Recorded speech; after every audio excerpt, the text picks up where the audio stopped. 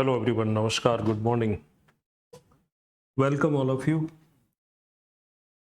आज की इस क्लास में आप सभी का स्वागत है। मैं हूं मुकेश कटारे।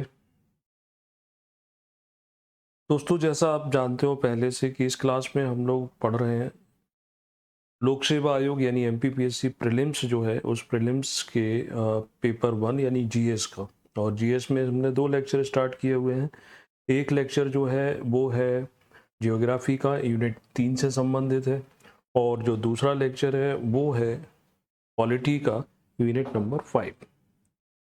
जियोग्राफी में हम जो पढ़ चुके हैं वो देख लेते हैं एक बार जल्दी से। हम यहाँ पर हिमालय को देख चुके हैं, भारत की सामान्य जानकारी है उसको देख चुके हैं। आज हम पढ़ेंगे भारत का अपवाह क्षेत्र, या ऐसा कह लो कि भारत की नदियाँ, उनको कवर करेंगे। उसके पहले मैं जो भारत का विशाल मैदान है उसके बारे में जो आपको बता चुका हूँ, एक बार दोहरा देते हैं, जल्दी से रिवीजन भी हो जाएगा और आगे आपके लिए हेल्प हो जाएगी। तो भारत का जो विशाल मैदान है, जो गंगा, ब्रह्मपुत्र, यमुना नदियों के द्वारा, सिंध नदी के द्वारा बनाया गया है, यानी हिमालय पर्वत से जो निकलने वाली नदियां हैं उनके द्वारा इसकी रचना हुई है। ये मैदान उपजाऊ है। विश्व में जितनी डेंस यानी कि अधिक घनत्व मिलेगा जनसंख्या का, वो आपको नदी घाटियों के आसपास ही मिलेगा। विश्व की जो सभ्यताएं हैं, सिविलाइजेशन है, उनका भी जो विकास है वो कहाँ हुआ है, तो इन नदियों के आसपास ही हुआ है। चाहे वो, अगर हम इंडस सिविलाइजेशन की बात करें, या चाहे वो चीन की सभ्यता की बात करें, मिस्र की सभ्यता की बात करें, तो नदियां महत्वपूर्ण रोल जो है वो निभाती रही है। अब नदियों के द्वारा यहाँ पर भी, अगर हम भारत में भी जनसंख्या घनत्व देखते हैं, तो यहाँ उत्तर भारत के विशाल मैदान में पॉपुलेशन डेंसिटी ज़्यादा होती है, क्योंकि जो पहाड़ी इलाके हैं, दुर्गम इलाके, वहाँ पर जीवन जीना कठिन हो जाता है, दुष्कर हो जाता है। और इस भाग में व्यक्ति के लिए, उसकी फसल के लिए, उसके पशुओं के लिए जो आवश्यक वस्तुएं वो सब मिल जाती है ना। तो उत्तर का जो विशाल मैदान था, इस विशाल मैदान में मैंने मिट्टी की प्रकृति को लेकर आपको बताया था कि यहाँ पर इस प्रकार के प्रश्न आ सकते हैं। तो यहाँ एक खादर नाम पूछा जा सकता है कि खादर क्या है। तो खादर जो है न्यू एल्यूवियल सॉइल, यानी ये नवीन जलोढ़ मिट्टी से निर्मित मैदानी भाग है। यहाँ पर जब बाढ़ आती है तो नदियों की बाढ़ का पानी हर बार वहां पहुंच जाता है। तो नदियों की बाढ़ का पानी पहुंचता है, यानी एक नई लेयर, नई परत जो है मिट्टी की जमा हो जाती है। तो उस न्यू जोन जो है उसे खादर के नाम से जानते हैं। फिर इसके थोड़े थोड़े डिवीजन भी किए थे कि वेट किस नाम से जानते हैं, वो सब तो कल जो लेक्चर है डिटेल में आप देख लेना। दूसरा आता है जिसे कहते हैं बांगर प्रदेश। बांगर प्रदेश, या इसे भांगर भी कह देते हैं। तो बांगर या भांगर जो था, ये ओल्ड एल्यूवियल सॉइल वाला था, यानी पुरानी जलोढ़ मिट्टी की ऊंचाई वाला स्थान है। कि पहले ये भी नवीन थी, मगर धीरे धीरे कई सालों के बाद इसकी परत जो है ऊंचाई हो गई है, तो नदियों की बाढ़ का पानी सामान्य तक वहां नहीं पहुंच पाता है, तो उसको बांगर प्रदेश के नाम से जानते हैं। फिर इसमें आपको बताया था कि भाबर प्रदेश, और भाबर प्रदेश के बाद बताया था तराई रीजन। तो भाबर प्रदेश कैसा था कि जो नदियां हिमालय से निकलती हैं, यानी ये हिमालय है, हिमालय से जब नदियां फ्लो करती हैं तो तीव्र गति से उस बहती हैं, तो उनके साथ कंकड़, पत्थर, बोल्डर, ये सारी चीजें अपने साथ बहा कर लाती हैं, क्योंकि उनकी इरोजनल पावर, अपरदन जो शक्ति है, क्षमता है, वो ज्यादा होती है। लेकिन जब वो मैदानी इलाकों में प्रवेश करती है तो नदी का जो ढाल है, यानी इरोजनल पावर, उस तरीके की नहीं रहती। तो बड़े बड़े कंकड़, पत्थर, जो बोल्डर हैं, वो नदियां क्या करती हैं, यहीं पर जमा कर देती है, वहीं पर छोड़ देती है। तो शिवालिक, तीसरा वाला हिमालय जो है ना, शिवालिक है ना, उसके बाद मैदानी भाग शुरू हो जाता है। शिवालिक के फुट हिल पर, यानी शिवालिक पर्वत की जहां शुरुआत होती है, वहां पर ये पाया जाता है। कुछ 8 से लेकर के 10 किलोमीटर की चौड़ाई में कंटिन्यूस फैला हुआ है, उसे भाबर प्रदेश के नाम से जानते हैं। यहाँ पर नदियां डिसअपियर हो जाती हैं, यानी नदियों का पानी उनके नीचे से होकर के, उन कंकड़, पत्थर, बोल्डर के नीचे से होकर के, या जो कंकड़, पत्थर, बोल्डर, बजरी जो है, ये पोरस है, इनमें छोटे छोटे छिद्र पाए जाते हैं, तो उनके अंदर से होकर के बहता रहता है। ऊपर से ऐसा लगेगा कि यहाँ पर नदी नहीं है, सूखा हुआ इलाका है। भाबर प्रदेश के बाद आगे चल के फिर आता है तराई रीजन। तराई रीजन यानी जो नदियां यहाँ विलुप्त हो गई थी भाबर प्रदेश में, वो अब ऊपर आ गई हैं। ये समतल फ्लैट जगह है, तो जो नदियों का पानी है वो एक तरीके से किसी एक डायरेक्शन में फ्लो नहीं कर पाता है। पानी जो है भरा हुआ रह गया, भरा हुआ रह गया है, तो यहाँ पर क्या है, दलदल है।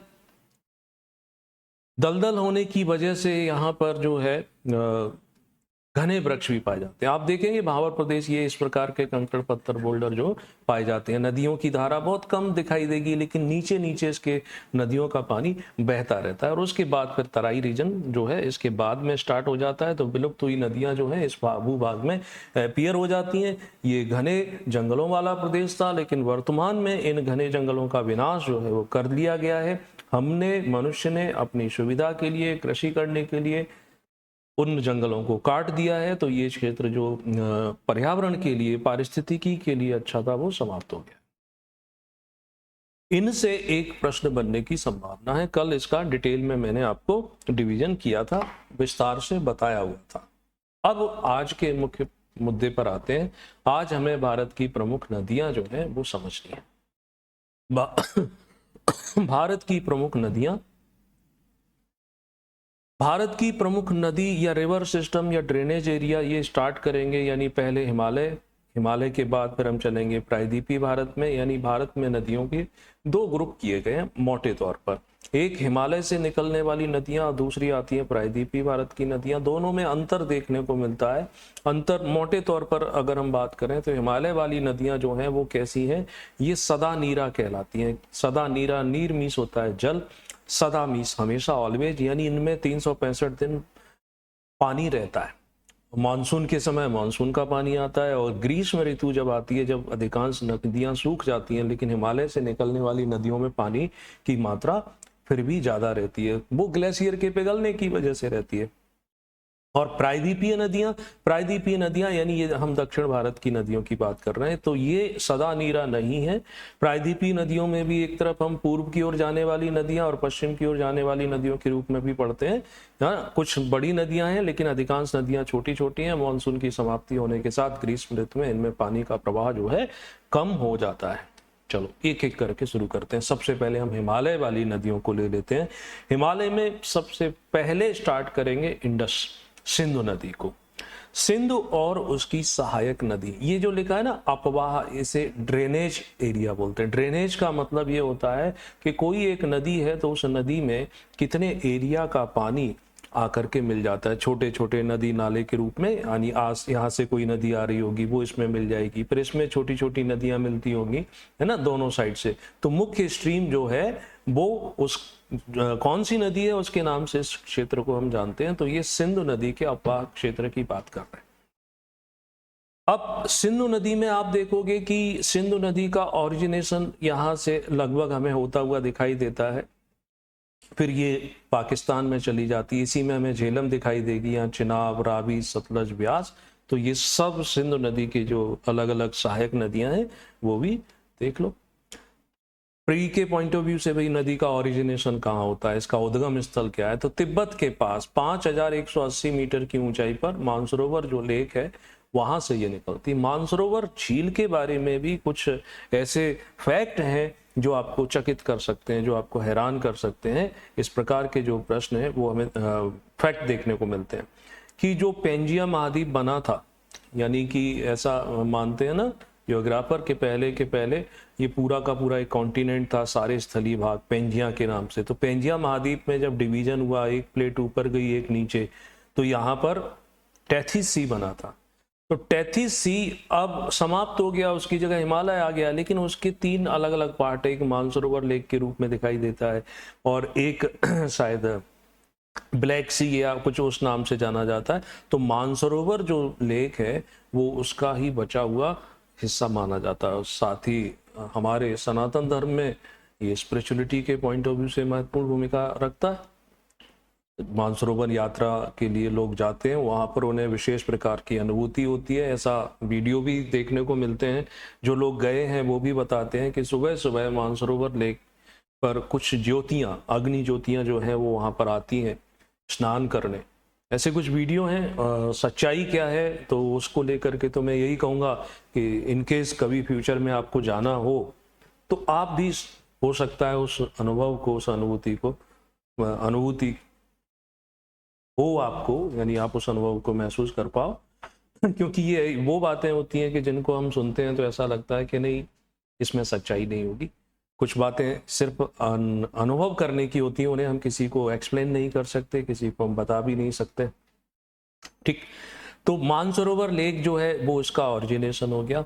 उसके बाद ये नदी क्या करती है, देखो ऊपर में है नॉर्थ और इधर आता है पश्चिम, तो ये नॉर्थ पश्चिम की ओर थोड़ा सा फ्लोट करेगी, बहेगी, है ना। 320 किलोमीटर की दूर बहने के बाद 4206 मीटर की ऊंचाई से ये जम्मू कश्मीर भारतीय क्षेत्र में प्रवेश करेगी, यानी यहाँ पर ये इंडियन स्पॉट में एंटर हो जाती है। टोटल लंबाई सिंधु नदी की 2880 किलोमीटर के आसपास है। पाकिस्तान के साथ भारत का नदियों को लेकर समझौता हुआ, सिंधु जल समझौता हुआ। उसके अनुसार ये हुआ है कि भारत इसके 20% पानी का उपयोग करेगा। अगर आप करंट अफेयर न्यूज़पेपर पढ़ते हो तो मुश्किल से हार्डली 8 या 10 दिन पहले ही न्यूज आई थी कि भारत अब इस समझौते को रिव्यू करने की बात कर रहा है, क्योंकि पाकिस्तान के द्वारा एक तो बहुत अधिक पानी का उपयोग किया जाता है और हमारे साथ उनके संबंध आपको मालूम ही है किस तरीके के। कुछ परियोजनाएं जो यहाँ चलाई जा रही हैं, जैसे किशन गंगा परियोजना हो गई, उसमें अड़वंगे भी डाले जाते हैं, है ना। तो भारत कह रहा है कि अब हम इसका रिव्यू करेंगे। ये उस समय की तात्कालिक परिस्थिति के हिसाब से किया गया समझौता था, अब वर्तमान परिस्थितियों के हिसाब से तो करना भी चाहिए। आखिर हम धूर्त मक्कार लोगों को कब तक मुफ्त में ये सब देते रहेंगे। तो 20% पानी का उपयोग जो है भारत करता है। ये 1966 या 60 में समझौता हुआ था। सिंधु नदी अंत कहाँ हो जाएगा, तो अरब सागर में पाकिस्तान से होते हुए हो जाता है। दूसरी नदी आती है झेलम, है ना। तो झेलम के बारे में भी देख लेते हैं। इस डायग्राम में आप देखो, यहाँ पर ये सिंधु नदी है जो इधर मानसरोवर से निकल के आ जाती है, भारतीय क्षेत्र में प्रवाहित होते हुए यहाँ पर ये गहरा गॉर्ज बनाती है बुंजी के पास में और पाकिस्तान में चली जाती है। फिर इसके बाद यहाँ पर झेलम रिवर जो है ना, हम इसकी बात कर रहे हैं। तो झेलम कश्मीर घाटी के दक्षिण पूर्व में निकलती है। कितनी ऊंचाई से, लगभग ऊंचाई नदियों के ऑरिजिनेशन को लेकर ऊंचाई नहीं पूछते हैं कि कितनी ऊंचाई से फलानी नदी निकलती है, कहाँ से निकलती है, तो ये वेरीनाग से निकलती है, वेरीनाग के पास से निकलती है और पीर पंजाल पर्वत के समानांतर ये बहते हुए वहां पर एक गहरा खड्ड बनाती है, 200 मीटर गहरा। मुजफ्फराबाद पाकिस्तान में ये भारत और पाकिस्तान की एक बाउंड्री लाइन बनाती है ना। 170 किलोमीटर लंबी ये सीमा रेखा बनाती है, ठीक है। उसके बाद 400 किलोमीटर की दूरी तय करने के बाद ये पर्वतीय प्रदेशों को छोड़ करके मैदानी भागों में आती है और ट्रिमू नामक जगह के पास ये चिनाव में मिल जाती है। देखेंगे आप, ये झेलम है और उसके बाद यहाँ पर इसका कंजक्शन जो हो रहा है वो चिनाव नदी से हो रहा है। तो ये जो जगह है चिनाव, और उसके बाद आगे ब्रांच चलते हुए वो इंडस में मिल जाती है। टोटल लंबाई इसकी याद रखना है 724 किलोमीटर। लास्ट में एक टेबल में मैं इन सब नदियों की लंबाई, ऑरिजिनेशन वो भी बता दूंगा। सिंधु नदी तंत्र की तीसरी नदी आती है चिनाव। चिनाव जो है ये चंद्रा और भागा, इसके दो प्रमुख ओरिजिन, यानी एक चंद्रा के नाम से एक स्ट्रीम निकलती है, दूसरी जो है वो भागा के नाम से निकलती है। लाहौल में बाड़ा लाचा जो दर्रा है पास है, उसके दोनों साइड से ये दो स्ट्रीम अलग अलग निकलती है, ठीक है। फिर ये क्या करते हैं, पीर पंजाल पर्वत जो है उसके पैरेलल बहती हुई किश्तवाड़ के निकट ये एक गॉर्ज बनाती है, यानी गहरा खड्ड जो बनाती है ना। और उसके बाद अखनूर एक मिलिट्री एरिया है, मिलिट्री बेस है, वहां पर ये मैदानी भागों में प्रवेश करती है, ठीक। तो मैदानी भाग में प्रवेश के पहले चिनाव लगभग 330 किलोमीटर की दूरी तय कर चुकी है। उसके बाद 640 किलोमीटर की दूरी तय करके ये जहां ये 5 नदियों का संगम होता है वहां पर जाकर के पहुंच जाती है। तो झेलम और रावी नदियों का एकत्रित जल जो है वो आगे कहाँ जाएगा, तो ये सतलज नदी जो दिखाई देती है ना उसके साथ मिल जाती है। तो टोटल लंबाई याद रखना 1180 किलोमीटर है चिनाब की कुल लंबाई। अगली सिंधु नदी तंत्र की प्रमुख नदी है रावी। रावी नदी का उद्गम जो है वो रोहतांग दर्रा जो है उसके पास। आप कभी मनाली जाओ तो मनाली से रोहतांग पास में है, लगभग 20 या 25 किलोमीटर होना चाहिए। तो रोहतांग पास के आप समझ लो आसपास से ही कुछ ऐसी नदियां हैं जो अलग अलग डायरेक्शन में बह जाती हैं, ठीक है। तो रोहतांग दर्रे के पास से निकलती है, धौलाधर उत्तरी तथा पीर पंजाल के दक्षिणी ढलानों से गुजरती हुई एक नैरो घाटी बनाती है, फ्लो इसका काफी तेज होता है। हिमाचल के चंबा से कुछ नीचे ये धौलाधर श्रेणी में गौर्ज बनाती है, खड्ड बनाती है, और माधवपुर में ये मैदानी भागों में आ जाती है। हम किसकी बात कर रहे हैं? हम बात कर रहे हैं रावी नदी की। देखो यहाँ पर ये तो है इंडस, दूसरी है झेलम, फिर ये चिनाब, और अब हम बात कर रहे हैं इस रावी नदी की। ठीक है, यहाँ फिर ये भी पाकिस्तान में चली जाती है, तो शुरू होकर पाकिस्तान में मुल्तान के पास ये कहाँ मिल जाती है? तो ये चिनाब में मिल जाती है। 720 किलोमीटर लंबी है। नेक्स्ट, रावी के बाद फिर आती है व्यास नदी। व्यास नदी से प्रश्न ज्यादा पूछा जाते हैं, पूछने का कारण क्या है मैं वो भी बताता हूँ। देखो, व्यास ये एक नदी है, एकमात्र सिंधु नदी तंत्र की, जो पूरी तरह से भारत से ही निकलती है। देखोगे ना, भारत से ये निकलती है और भारत में ही ये समाप्त हो जाएगी। बाकी नदियां जो है ना वो पाकिस्तान में जाकर समाप्त हो रही है। तो रोहतांग पास व्यास कुंड से ये निकलती है, रावी नदी भी रोहतांग पास से निकल रही थी, है ना। देखो, ये व्यास का ओरिजिनेशन है, ये रोहतांग पास है, तो एक तरफ ये जो है रावी नदी निकल रही है, इसके पास से व्यास नदी निकल रही है ना। 900 मीटर एक गहरा गॉर्ज बनाती है, धौलाधर जो सीरीज है उसको पार करती है, पंजाब के होशियारपुर जिले में तलवाड़ा नामक स्थानों पर ये मैदानी भागों में आ जाती है। पंजाब में हरिके नामक स्थान पर ये सतलज से मिल जाती है। तो इसका जो जंक्शन पॉइंट है वो कहाँ पर आता है? ये हरिके। यहाँ पर बैराज भी बना हुआ है ना, एक हरिके बैराज के नाम से। 460 किलोमीटर है, ये पूरी तरीके से भारत में ही निकलकर भारत में ही समाप्त हो जाती है। नेक्स्ट, सिंधु नदी तंत्र की अगली नदी है सतलज। तो सतलज जो नदी है मानसरोवर झील के रॉकस ताल या राक्षस ताल वहां से निकलती है। तो मानसरोवर के एक तरफ से निकलती है सिंधु नदी और दूसरी तरफ निकलती है ये सतलज नदी, और तीसरी तरफ मानसरोवर जहां इसका ओरिजिन है सिंधु का, लगभग 35 किलोमीटर अगर आप पूर्व की ओर जाते हो तो ब्रह्मपुत्र नदी का उद्गम भी वहीं से होता है। तो सिपकीला दर्रे के पास में ये सकरी घाटी बनाते हुए भारत में प्रवेश करेगी, और पंजाब में रूपनगर के पास ये मैदानी भागों में आ जाती है।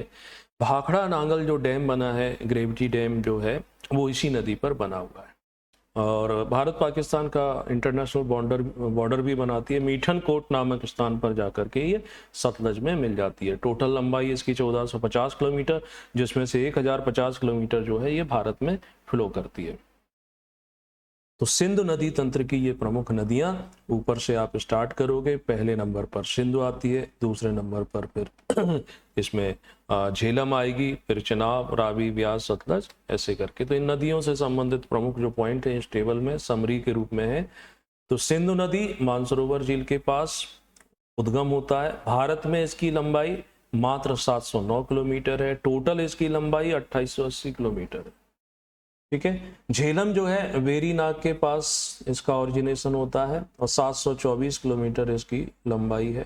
चिनाब बड़ा लाचा यानी चंद्रा और भागा नाम से जो निकलती है 1180 किलोमीटर है। रावी रोहतांग पास 725 किलोमीटर, व्यास रोहतांग पास 460 किलोमीटर। ये पूरी तरीके से भारत से ही निकलने वाली नदी और भारतीय सीमा में ही समाप्त हो जाती है। सतलज राक्षस ताल या रॉकस ताल मानसरोवर के पास से निकलती है, 1450, भारत में 1050 किलोमीटर लंबी है। इसका स्क्रीनशॉट ले लो, आपको हेल्प करेगा। सिंधु नदी तंत्र समाप्त हो जाता है। अब आते हैं प्रमुख नदी तंत्र गंगा, है ना, गंगा का ड्रेनेज एरिया। और ये डायग्राम बड़ा अच्छा है, मेरा खुद का नहीं है, नेट से उपलब्ध था, वहां से ये लिया गया है ना। तो इस डायग्राम पे थोड़ा सा ध्यान देना, वही सारे फैक्ट जो है हमें आगे काम आने वाले हैं। यहाँ आप देखो ब्लू, डार्क ब्लू कलर जो हमें दिखाई देता है, यहाँ तो लिखा है ना गंगा नदी। ठीक, तो गंगा नदी का उद्गम जो है गंगा के नाम से नहीं हो रहा है ना। इसमें आप देखोगे कि ये एक स्ट्रीम हमें कहाँ से दिखाई दे रही है, बद्रीनाथ से, अलकनंदा नाम है। इसमें एक तरफ धौली गंगा मिलती हुई दिखाई दे रही है ना, एक तरफ हमें यहाँ पर नंदाकिनी नदी दिखाई दे रही है। तो वो सब इनसे एक ना एक ऑब्जेक्टिव बनता ही बनता है। ठीक है, तो समझ लो इसके फैक्ट। तो ये जो है उत्तराखंड में गढ़वाल जो हिमालय है वहां पर उद्गम है इसका गंगोत्री। गंगोत्री नामक ग्लेशियर से इसका उद्गम होता है। लोग यहां तक जाते भी हैं, ट्रैक है, पैदल जाते हैं वहां पर। इसका गंगा नाम अभी नहीं पड़ता है, ये प्रश्न बनता है। तो गंगा नाम इसका पड़ता है देवप्रयाग नामक स्थान पर। जब अलकनंदा और भागीरथी दो नदियां आपस में आकर के मिल जाती हैं। तो इस डायग्राम में अब आप देखो कि देवप्रयाग जो है वो है ये स्थान। इस देवप्रयाग में नदी का लेफ्ट और राइट लिखा रहता है ना, कि नदी के बाईं ओर से ये नदी आ रही थी या दाईं ओर से ये नदी आ रही थी ना, है ना। तो देखो नदी ये फ्लो है इस तरफ। अब नदी का जिधर प्रवाह होता है उस तरफ अपना फेस कर लो। आपका राइट हैंड नदी का राइट हैंड कहलाता है, आपका लेफ्ट हैंड नदी का लेफ्ट हैंड कहलाता है। तो भागीरथी नदी जो है यहाँ देवप्रयाग में किस तरफ से आके मिल रही है? राइट साइड से, दाईं ओर से ये मिलती है। भागीरथी के किस में मिलती है? तो ऊपर वाली जो नदी है इसे कहा जाता है अलकनंदा। तो अलकनंदा और भागीरथी दोनों का संगम जो है वो है देवप्रयाग। देवप्रयाग में फिर इसका नाम पड़ता है गंगा, है ना। अब भागीरथी का उद्गम कहां से हो रहा था? गंगोत्री से हो रहा था, गंगोत्री ग्लेशियर से। अलकनंदा कहां से आ रही थी? तो अलकनंदा जो है यहाँ बद्रीनाथ के पास से आ रही थी। अलकनंदा में देवप्रयाग तक और भी नदियां आकर के मिल जाती हैं, वो भी हमें जानना है। जैसे रुद्रप्रयाग, ये प्रयाग देवप्रयाग, उसके बाद ये 2 नंबर जो है वो रुद्रप्रयाग है। रुद्रप्रयाग में एक मंदाकिनी नदी है। केदारनाथ में जो बाढ़ आई थी मंदाकिनी, है ना, तो वो भी गंगा के ही ये स्वरूप माने जाते हैं। तो मंदाकिनी राइट साइड में किससे मिल रही थी? अलकनंदा से। और ऊपर चलो तो तीसरे नंबर पर हमें जगह दिखाई देती है, उसका नाम है कर्णप्रयाग। कर्णप्रयाग में क्या हो रहा है कि एक पिंडार नदी जो है लेफ्ट साइड से आती है, वो अलकनंदा में मिलती है। फिर और ऊपर चलो 4 नंबर, इसका नाम है नंदप्रयाग। नंदप्रयाग में अलकनंदा में लेफ्ट साइड से एक नंदाकिनी नदी जो है वो आकर मिल जाती है। और ऊपर चलेंगे तो आएगा विष्णुप्रयाग। विष्णुप्रयाग यानी अलकनंदा में लेफ्ट साइड से एक धौली गंगा नदी आकर के मिल जाती है। तो अलकनंदा की यात्रा, इसमें मंदाकिनी जो केदारनाथ में प्रवाहित होती है वो मिलती है रुद्रप्रयाग में। देन उसके बाद देवप्रयाग में भागीरथी और अलकनंदा का संगम जो है वो गंगा के नाम से जाना जाता है। ठीक है, तो देवप्रयाग में आकर के ये मिले। अब क्या होता है कि दक्षिण पश्चिम दिशा में प्रवाहित होगी। दक्षिण पश्चिम से मतलब क्या है? ये दक्षिण है, ठीक है, और पश्चिम यानी थोड़ी सी ये डायरेक्शन इधर की रहती है। पश्चिम दिशा में 280 किलोमीटर चलती है और हरिद्वार में यह माउंटेन यानी हिमालय को छोड़ करके कहाँ आ जाती है? मैदानी भागों में प्रवेश करती है। तो एक प्रश्न तो ये भी बनता है कि बताओ गंगा मैदानी भागों में किस स्थान पर आती है? तो हरिद्वार के पास आ जाती है। फिर ये प्रयागराज, नाम ही बदल गया है ऑफिशियल। प्रयागराज के पास इसमें इसकी सबसे बड़ी सहायक नदी यमुना आकर के मिलती है, जिसे संगम के नाम से जानते हैं। और यहाँ पर कुंभ का मेला भी लगता है। ये वो पॉइंट है जहाँ से भारत के स्टैंडर्ड टाइम, मानक समय की गणना भी होती है। तो गंगा महत्वपूर्ण नदी होने के साथ साथ एग्जाम के पॉइंट ऑफ व्यू से कई सारे क्वेश्चन बना देती है। तो वो जितने प्रयाग बताए थे, देवप्रयाग में जंक्शन किसका है, रुद्रप्रयाग, कर्णप्रयाग, विष्णुप्रयाग, नंदप्रयाग, वो जरूर आप याद कर लेना, उनसे प्रश्न बनेगा। अब गंगा नदी के लेफ्ट ओर से, बाईं ओर से कौन कौन सी नदियां मिलती हैं? रामगंगा, गोमती, लखनऊ जिसके किनारे बसा प्रमुख नगर, उत्तर प्रदेश की राजधानी, घाघरा, गंडक, कोसी, महानंदा। महानंदा गंगा नदी में लेफ्ट साइड से मिलने वाली अंतिम सहायक नदी है। ठीक है, उसके बाद फिर क्या होगा? गंगा जो है, गंगा फ्लो करते हुए भारत से, इसकी 2 स्ट्रीम देखो, एक होती है वितरिकाएं। वितरिकाओं का मतलब ये है कि नदी की एक धारा आगे जाकर के अलग अलग बट जाए, है ना, वो डिस्ट्रीब्यूटरी हो गई। और एक होती है सहायक नदी, एट्रीब्यूटरी, यानी वो नदियां आकर के इस एक धारा में मिल जाएं और एक सम्मिलित धारा बना ले। तो इसकी मुख्य धारा तो जो है वो कहाँ चली जाती है? बांग्लादेश में चली जाती है। और दूसरी धारा जो है वो पश्चिम बंगाल में चली जाती है। तो उसको भी हम डायग्राम से यहाँ पर देख लेते हैं। ठीक है, यहाँ पर देखना, कोशिश करना समझने की। गंगा नदी यहाँ पर कहाँ है? तो ये जो डार्क ब्लू कलर की जो दिखाई दे रही है, इसको मैं रेड कलर से हाईलाइट कर रहा हूँ, ये है गंगा नदी।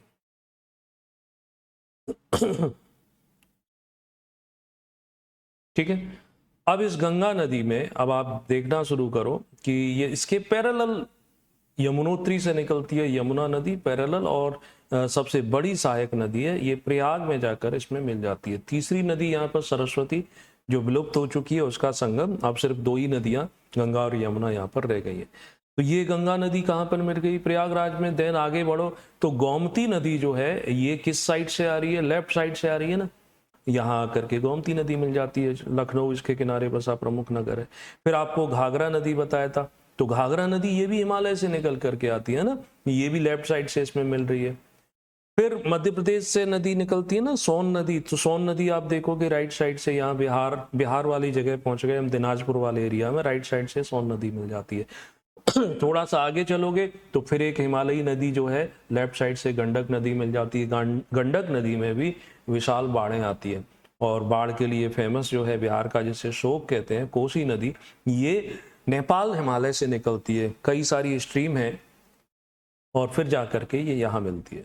आगे आप देखोगे कि इसमें एक हुगली के नाम से चली गई और फिर उसमें बांग्लादेश में जाते हुए डेल्टा बनाते हुए ये मिल जाती है। तो वो जो पश्चिम बंगाल में इसके नाम यानी पद्मा, यमुना, मेघना, मैं ब्रह्मपुत्र जब पढ़ाऊंगा तब मैं आपको वो और एक बार क्लियर कर दूंगा।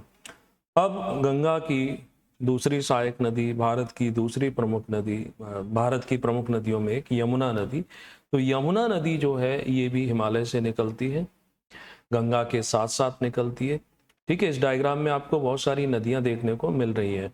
ठीक है, ये आप देखोगे ये गंगा नदी, और यहां से निकली है ये यमुना नदी। यमुना नदी प्रदूषित है और दिल्ली से ये बहुत ज़्यादा प्रदूषित हो जाती है। दिल्ली के पहले तक गंगा काफ़ी हद तक साफ है, स्वच्छ है, लेकिन दिल्ली से ये बहुत ज़्यादा प्रदूषित हो जाती है। एक तो दिल्ली मिसमैनेजमेंट है, बड़ी बड़ी इंडस्ट्रीज, उनका पानी बिना ट्रीटमेंट के इसमें मिला दिया जाता है, गंदे नालों का पानी मिला दिया जाता है। तो यमुना नदी बहुत ही ज़्यादा प्रदूषित हो चुकी है। यमुनोत्री से निकलती है, और तालेवाला नामक स्थान जो है वहां पर यमुना नदी कहाँ आ जाती है? मैदानी भागों में। गंगा हरिद्वार में आती थी, ये तालेवाला नामक स्थान पर आती है। लगभग समानांतर जाते हुए प्रयागराज में ये मिलेगी। कुल लंबाई इसकी 1337 किलोमीटर है। ठीक है, और इसमें भी कई सारी नदियां मिलती रहती हैं। जैसे मध्य प्रदेश के पॉइंट ऑफ व्यू से हम देखें तो यमुना नदी में चंबल जो है वो इसमें जा करके मिल जाती है, बेतवा नदी आकर के मिल जाती है, केन नदी जो है वो भी इसमें जा करके मिल जाती है। तो बड़े पिक्चर जो है उसमें हमें वो देखने को मिल जाएगा। यमुना नदी, तो जो तेजेवाला नामक स्थान जो है हरिद्वार के थोड़े पर, यहाँ पर मैदानी भागों में आई। ये दिल्ली से इसका रंग फिर एकदम ब्लैक हो जाता है, झाग रहता है केमिकल्स का। आगरा जो है वो भी इसके किनारे बसा हुआ है, कानपुर जो है वो भी इसके किनारे आता है। ये वो एरियाज हैं जहाँ पर लेदर फैक्ट्रीज थी, चमड़ा बनाने वाली कम जो फैक्ट्रियां हैं, तो उसमें केमिकल का यूज करते हैं चमड़े की टैनिंग करने के लिए। तो वो हानिकारक केमिकल भी इसमें चले जाते हैं। यमुना नदी में जो जलीय जीव हैं वो भी सरवाइव करना उनके लिए मुश्किल हो जाता है। फिर इसमें आप देखोगे ये चंबल नदी जो है ना वो मिल रही है। चंबल ये एमपी और यूपी का बॉर्डर आ जाता है, इटावा नामक जगह के पास मिल जाती है। थोड़ा और आगे चलोगे तो बेतवा नदी जा करके मिल जाती है और यहाँ संगम हो जाता है। ठीक है, नेक्स्ट यमुना के बाद अगला है घाघरा नदी। गंगा की एक बड़ी सहायक नदी जो थी घाघरा, इसे सरयू नदी के नाम से भी जानते हैं, और ये हिमालय से निकलती है। हिमालय तिब्बत प्लेट्यू से मापचा चुंग नामक ग्लेशियर से इसका उद्गम होता है। ठीक है, घाघरा नदी, तो मापचा चुंग नामक, ये देखोगे इसमें ये घाघरा नदी जो है ना, नेपाल आ गया, तो ये नेपाल मापचा चुंग ग्लेशियर से ये निकलती है, नेपाल में प्रवाहित होती है, उसके बाद भारत में आती है। इसके साथ इसकी एक छोटी सहायक नदी शारदा है। तो बिहार में जगह है छपरा, छपरा के पास ये गंगा नदी में मिल जाती है। टोटल लंबाई इसकी 1080 किलोमीटर है, और ये नदी भी अपना रास्ता बदलती है। ये रास्ता बदलने के पीछे कारण ये है, चाहे कोसी हो चाहे घाघरा हो, कि यहाँ जहाँ इनका संगम होता है ना गंगा से, उसके पहले हिमालय के बीच में, यानी हिमालय से इतनी ज़्यादा मात्रा में इनके साथ पानी आता है कि उस पानी को मैदानी भाग में एकत्रित करने के लिए वो मैदान कम पड़ जाता है। अगर ये थोड़ा और डिस्टेंट होती, 400-500 किलोमीटर और दूर होता, तो इतनी बाढ़ नहीं आती। तो इस वजह से पानी ज़्यादा रहता है और इसलिए वो अपने रास्ते बदलती रहती है। तो गंडक, घाघरा नदी भी विनाशकारी बाढ़ लाती है, गंडक भी लाती है, कोसी तो लाती ही लाती है। ठीक, तो घाघरा नदी के बाद अब गंडक नदी, ये नेपाल चीन सीमा वहां से निकलती है, नेपाल में प्रवाहित होगी, है ना। यहाँ पर हम देखेंगे ये गंडक, ये नेपाल और चीन की बाउंड्री, यहाँ इसका नाम काली गंडक भी होता है। बिहार के चंपारण में ये प्रवेश करती है और सोनपुर में मेला लगता है पशुओं का सबसे बड़ा, वहां पर जाकर के ये गंगा नदी में मिल जाती है। अब आते हैं कोसी नदी। कोसी नदी से प्रश्न बन सकते हैं, और बनते भी रहते हैं अलग अलग। कोसी नदी वैसे तो 7 अलग अलग धाराओं से, लेकिन इसमें 3 प्रमुख नदियां होती हैं। वो कौन कौन सी हैं? एक नाम है सन कोसी, दूसरे का नाम है अरुण कोसी और तीसरे का नाम है तामूर कोसी। ठीक है ना। यहाँ डायग्राम में देखो, ये बीच में हमें दिखाई दे रही है अरुण, यहाँ दिखाई दे रही है तामूर और ये दिखाई दे रही है सन कोसी। इन 3 अलग अलग नदियों की धाराएं आ करके मिल जाती हैं, तब इसको बोलते हैं कोसी रिवर। अब कोसी रिवर जो है अपना पाथ, अपना मार्ग जो है वो बदलती रहती है। ये डाटा है, देखो पुराने डाटा, यानी पहले ये कोसी नदी का जो ओरिजिनल पाथ था वो ये था 1736 में, है ना। नीचे जाकर ये गंगा नदी में मिल रही है। अब 1776 में ये यहाँ बहती थी, धीरे धीरे उसने अपने इस किनारे को छोड़ करके ये किधर की ओर मूव करती जा रही है, लेफ्ट साइड में बहती जा रही है। तो कभी कभी अब ये क्या करती है कि अब जैसे इसने एक बड़ा एरिया छोड़ दिया तो यहाँ पर बस्ती बन गई, घर बन गए, लोग रहने लगे। जब बाढ़ आती है यानी नदी में पानी ज्यादा आता है तो फिर से वो अपने पुराने रूट को फॉलो करने लगती है, तो जो लोग वहां रह रहे थे बर्बाद हो जाते हैं, है ना। तो ये नदी सिक्किम, नेपाल और तिब्बत, तो ये हिमालय की चोटियां, हिमालय है जहां पर बर्फ गिरी हुई है, वहां से बड़ी मात्रा में पानी निकलता है ना। तो गौरी शंकर, एवरेस्ट, मकालू, कंचनजंगा, ये जो ग्लेशियर है उनसे इसको जल प्राप्त होता है, इस कारण से बाढ़ें आती रहती हैं। भारतीय सीमा में इसकी लंबाई 730 किलोमीटर है। अब इसका उपचार क्या करें? जैसे इस पर डैम भी बनाए गए, कोसी नदी पर सरकार ने कोशिश, तो अब आप डैम बनाओगे तो कितना डैम बनाओगे? आपने देख लिया कि आज के समय में कोसी की धारा ये है, यहाँ कहीं डैम बना दो, बट पता चला कोसी तो फिर से पलट के अपने 200 साल 300 साल पहले पाथ पर आ गई, तो वो बनाया हुआ सब बेकार हो जाता है। तो कोई विशेष अभी सॉल्यूशन नहीं है। हाँ, ऊपर हिमालय में अगर इसको थोड़ा थोड़ा इसका पानी कंट्रोल करके फ्लो करें, वो की पॉसिबल नहीं है। ठीक, तो कोसी के बाद अब आते हैं ब्रह्मपुत्र नदी पर। तो ये तो था गंगा नदी का ड्रेनेज एरिया, यानी गंगा और उससे संबंधित कुछ प्रमुख सहायक नदियां।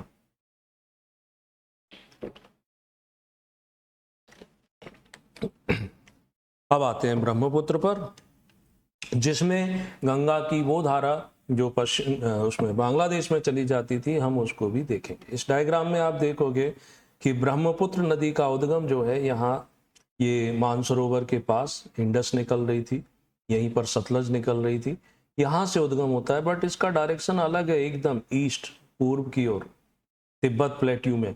तब इसका नाम ब्रह्मपुत्र नहीं है, यहाँ इसका नाम है सांगपो, है ना। मुख्य रूप से क्या बोलते हैं, टी साइलेंट रहता है, सांगपो, सांगपो के नाम से ये जानी जाती है, यारलुंग सांगपो। अब ये पूर्व दिशा में बही, उसके बाद एक प्रकार से बैंड लेती है और अरुणाचल प्रदेश में ये प्रवेश करती है दिहांग नाम से, और फिर ये असम में आ जाती है। असम में इसका नाम जो है ब्रह्मपुत्र पड़ता है। उसके बाद फिर जब ये बांग्लादेश में प्रवेश करती है तब इसे जमुना कहते हैं। और इधर ये गंगा नदी जो आ रही थी उसकी एक तो पश्चिम बंगाल में स्ट्रीम चली गई, दूसरी मुख्य स्ट्रीम बांग्लादेश में चली जाती है, तो इसको वहां पर पद्मा, आगे चल करके इसमें मेघना, ये, और फिर ये डेल्टा बना देती है। तो सुंदरवन का विशाल डेल्टा, गंगा नदी का डेल्टा जो है सबसे विशाल है। तो इससे संबंधित फैक्ट देख लेते हैं। कहाँ से निकलती है? तो चेमा युंग डोंग नामक ग्लेशियर इसका उद्गम है जो मानसरोवर के पास में आता है। ठीक, सिंधु नदी के स्रोत से ये कितनी दूर है? 150 किलोमीटर, और सतलज नदी के स्रोत से मात्र 35 किलोमीटर। तिब्बत में ये नदी 1800 किलोमीटर की दूरी तक चलेगी, पैरेलल चलेगी, ईस्टवार्ड चलेगी। देन उसके बाद हिमाचल, उसमें अरुणाचल प्रदेश में नामचा बरवा के पास में ये प्रवेश करेगी। और किस नाम से प्रवेश करेगी? देहांग नाम से ये प्रवेश करती है। ठीक। और असम में ये सादिया ढोला एक ब्रिज भी बना था काफी लंबा, तो सादिया के पास ये असम में प्रवेश करती है, तब इसका नाम हो गया ब्रह्मपुत्र। ठीक। असम में ये 720 किलोमीटर प्रवाहित होती है धुबरी तक, पश्चिम की ओर प्रवाहित होती है, बांग्लादेश में गंगा के साथ मिलकर के ब्रह्मपुत्र नामक विशाल डेल्टा बनाती है, जो वहां पर किस नाम से, पद्मा और ये सब नाम जो थे। टोटल लंबाई इसकी 2900 किलोमीटर है, लेकिन भारत की सबसे बड़ी नदी नहीं है, भारत की सबसे लंबी नदी नहीं है, क्योंकि ये भारत में इतनी ज्यादा प्रवाहित नहीं होती है। भारत की सबसे बड़ी नदी, सबसे लंबी नदी गंगा है, 25-25 किलोमीटर वो उसकी लंबाई आ जाती है। तो हिमालय से निकलने वाली प्रमुख नदियां ये हो जाती हैं। अब बचते हैं, सेकेंड पार्ट पर आते हैं, यानी कि प्रायद्वीपीय जो पठार है, पेनिनसुला से निकलने वाली नदियां। चलो इनको भी देख लेते हैं।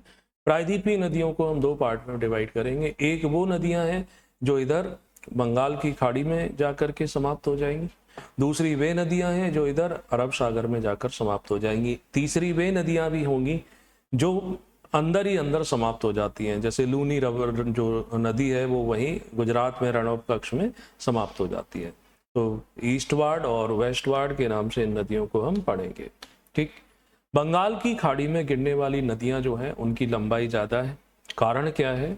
कारण इसका ये है कि भारत का ये जो पश्चिमी घाट है, तो पश्चिमी घाट और पूर्वी घाट की अगर हम तुलना करें तो पश्चिमी घाट की ऊंचाई ज़्यादा है, पूर्वी घाट की जो ऊंचाई है वो कम है। तो नदियां इस तरफ बहती हैं, पश्चिम से निकलती हैं और पूर्व की ओर चली जाती हैं।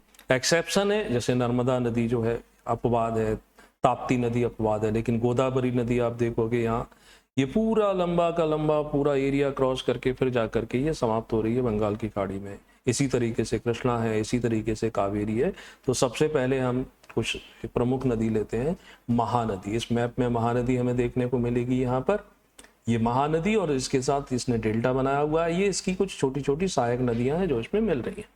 महानदी कहाँ से निकलती है? तो छत्तीसगढ़ में अमरकंटक सीरीज से निकलती है, रायपुर जिले से 442 मीटर की ऊंचाई पर, रायपुर जिले के पास में। ठीक ना।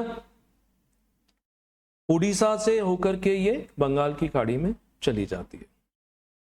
नेक्स्ट, इसका ड्रेनेज एरिया इतने वर्ग किलोमीटर है। ऐसे प्रश्न तो नहीं पूछे जाना चाहिए एग्जाम में कि हर नदी का हम ड्रेनेज एरिया और वो भी किलोमीटर में याद रखें।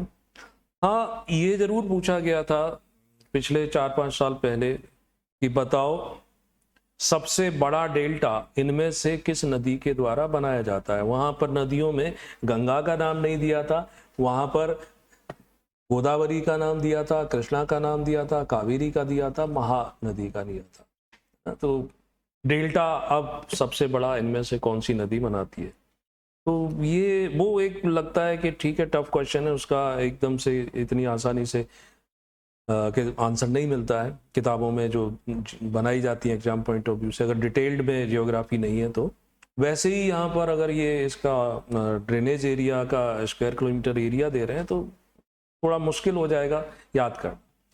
लेंथ पता रहती है, लगभग 857 किलोमीटर है। महानदी की विशेषता जो है कि इस पर एक प्रसिद्ध डैम है, हीराकुंड बांध है। इसकी लंबाई ये है कि ये सबसे लंबा रिवर डैम, लंबाई इसकी लगभग 5 किलोमीटर हो जाती है। कहां पर बना हुआ है? ये ओडिशा में बना हुआ है।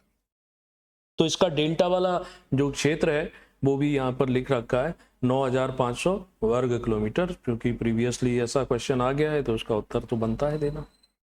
महानदी, महानदी से अब साउथ में और चलते हैं तो फिर आती है गोदावरी नदी। इसे दक्षिण की गंगा, वृद्ध गंगा इन नामों से जानते हैं। ये सारी नदियां वो हैं जो बंगाल की खाड़ी में मिलती हैं। हम इस नदी की बात कर रहे हैं, गोदावरी नदी।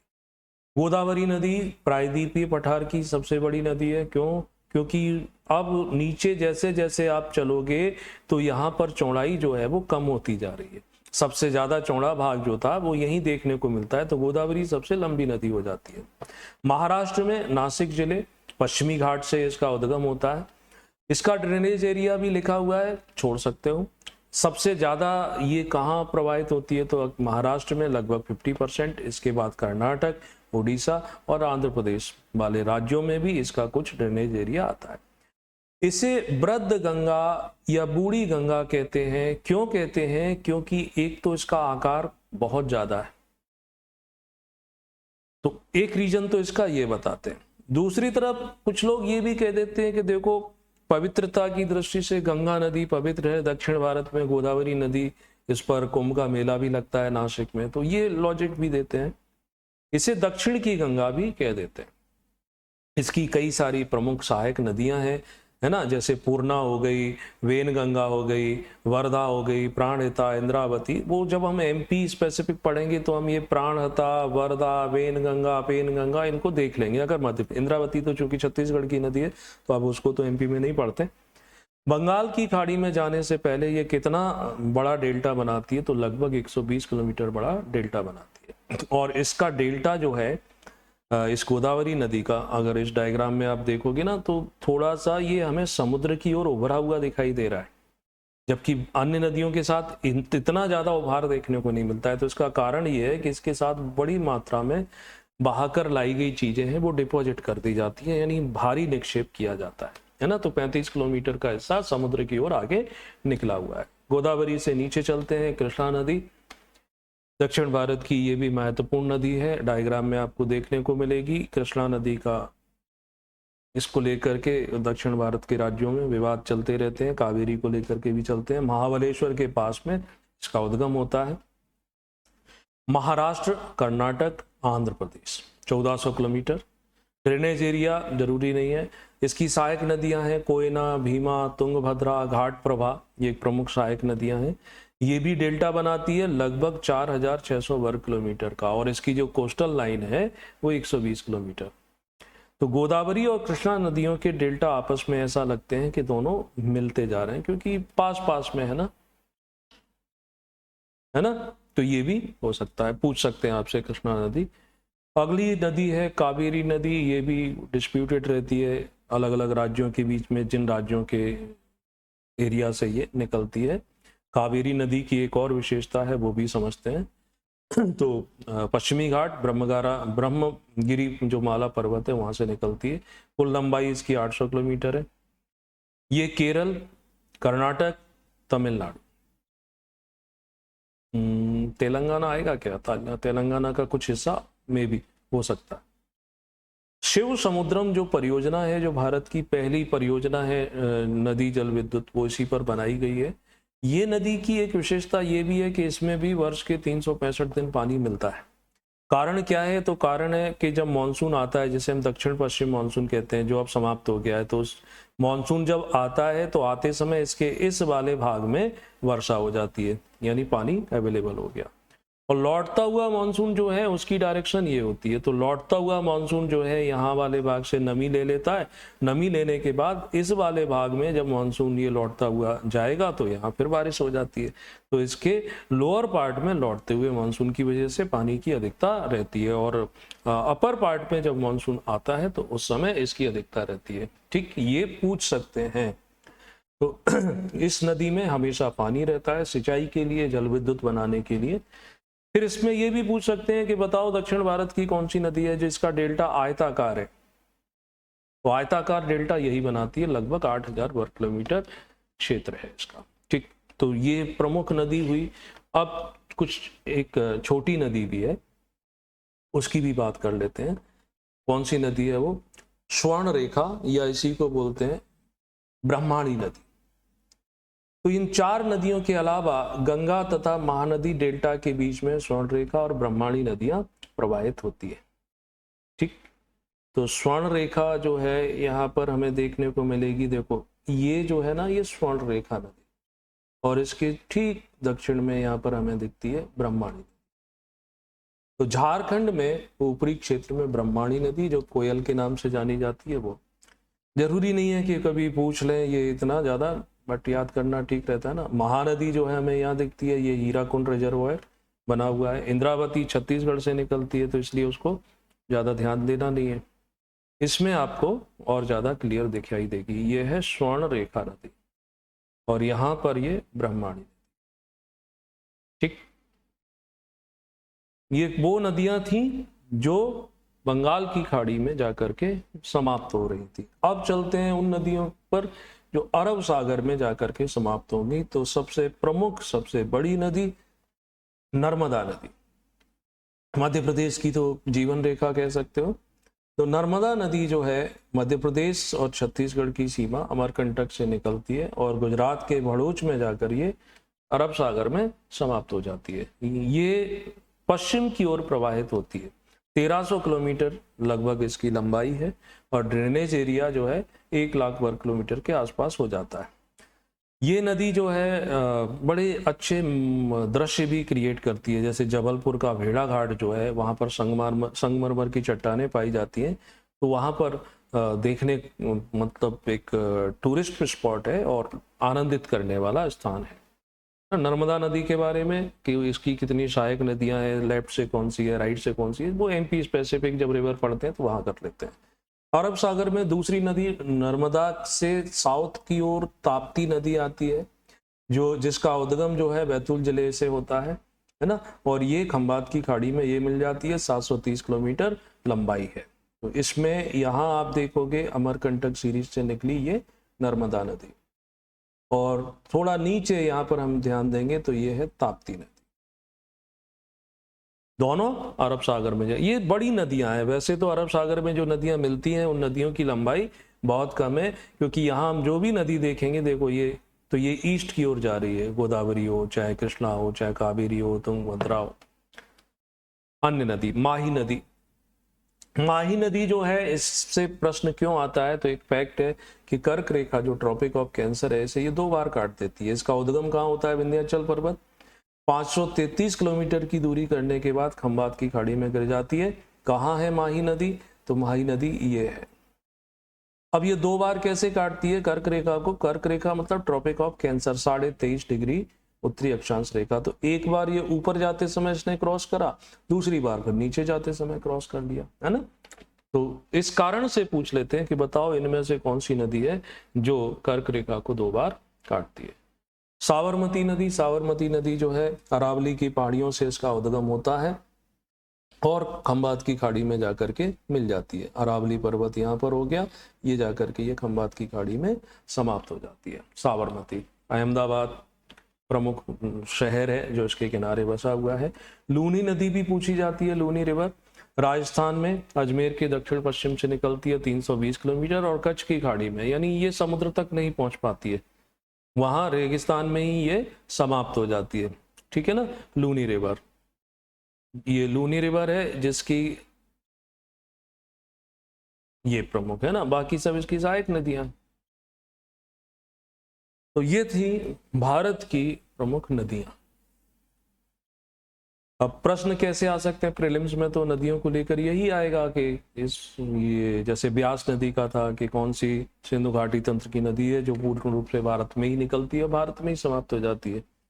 गंगा नदी का पूछ सकते हैं जो उसके प्रयाग दिए हुए हैं। देव प्रयाग में कौन कौन सी नदी का संगम है, कर्ण प्रयाग में किस नदी का संगम है, या रुद्र प्रयाग, जो भी प्रयाग नाम से है वो पूछ सकते हैं।